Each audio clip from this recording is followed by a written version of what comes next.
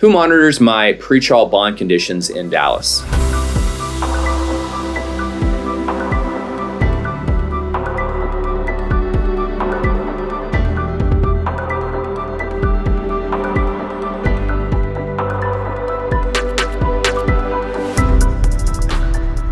Well, that's a good question. It's actually Pretrial Services, although they're under the umbrella of Probation in Dallas. So you may be a little confused in the beginning if you're unfortunate enough to have a case and be charged with a crime in Dallas that you're going to be reporting to probation, because probation sounds like, well, I've already been convicted. Well, that's not true. Sometimes it feels like you've already been convicted when you are serving pretrial conditions. But in either case, whether you're on probation, if you've been convicted and you've been placed on probation, or you haven't been convicted and you just have a pending case, you're going to be reporting to probation in Dallas County. Now, under the umbrella of probation in Dallas County, you have what's called pretrial services. So let's say that you've been arrested for a DWI or you've been arrested for an assault. You're going to have to report to pretrial services. If it's a felony, usually once monthly. Sometimes they'll make you do it for certain misdemeanors as well, but usually it's for a felony. And you're saying, well, why am I reporting to them? Well, because if it's a felony, and say if it's a violent assault, you'll probably have some type of GPS monitor on your ankle. And therefore, you'll have to report to them once a month. They'll have to look up the information, the data that's uploaded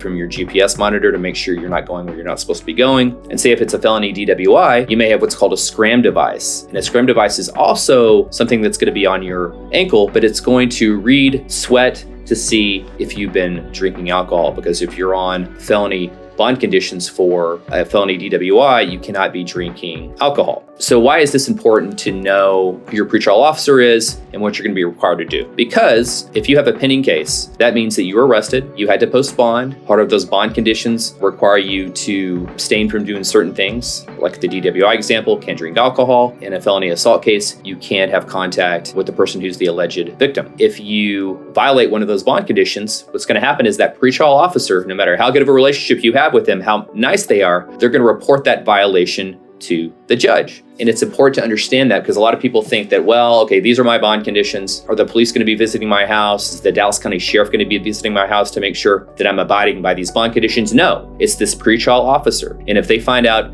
you're violating these bond conditions, they will make what's called a violation report to the judge. So you'll be assigned to a certain court. The judge will get that violation report. And at that point, the judge will hold a hearing based on your alleged violation of your bond condition. And so in the case of a DWI, say you've been drinking, a lot of times some judges will just give you a slap on the hand and say, never do it again. But most of the time, say you're on an interlock. You're just on an interlock on a felony DWI and you get caught drinking. You blow into that breathalyzer. You can't start your vehicle because you've been drinking alcohol. A judge may, at that point, just hold your bond insufficient and put you back in jail, basically double your bond, and you're going to have to pay bond again. And in addition to that, a lot of times Dallas judges will order you put a scram on your ankle as well, which is going to read your sweat to see if you've been drinking alcohol as well. So not only you're going to have an interlock in your car, but you're going to have a scram device on your ankle. Interlock is about $80 a month plus change. A scram device sometimes can be upwards to between $250 and $300. So you don't want to violate those bond conditions. And when you do violate those bond conditions,